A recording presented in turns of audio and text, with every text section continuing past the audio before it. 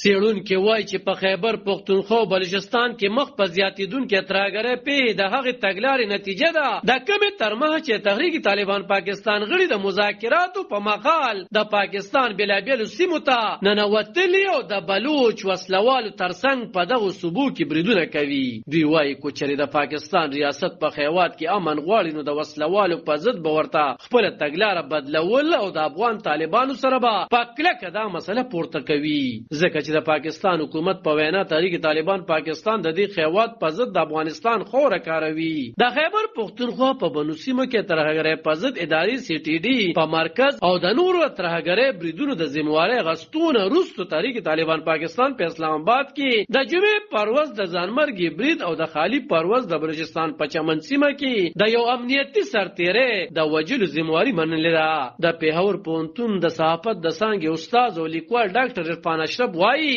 چې په افغانستان کې طالبانو د راتګ سره او تحریک طالبان پاکستان سره د مذاکراتو دوران کې د دغه وسلوالې ډلې د غړو پاکستان ته د ننوتلو له امله د ترهګرۍ پیښې سیوا شوي دي. نوموړي دا خو چې ټي ټي پي پاکستان ته نه ده راغلي بلکې دا د پیس خمید د فارمولې د لاندې هغوی ته اجازه ورکړل شوې چې تاسو پاکستان ته راشئ او افغانستان پرېږدئ او دلته پاتې کېږئ. نو دا چې پاکستان غواړي چې دوی دلته پاتې کېږي نو دا وسلوالې ډلې به خامخا کارونه کوي چې د کم په بنیاد دا ډلې جوړې شوې دي. د ډان ورځپاڼې تر مخه د خالي پرواز د بلوچستان په تربت او چمن سیمه کې د ناامنۍ په پیښو کې 15 امنیتي سرتیري وژل شوي. په دغو پیښو کې د چمن د برید ذمہواري ټي ټي پي منلې ده. ورځپاڼه زیاتوي چې د اتوار پرواز د یادې صوبې په کوهلو ضلع کې په یوه چاودنه کې د یو پوځي افسر په شمول 6 امنیتي سرتیري وژل شوي دي او د پیښې ذمہواري بلوچ بلتون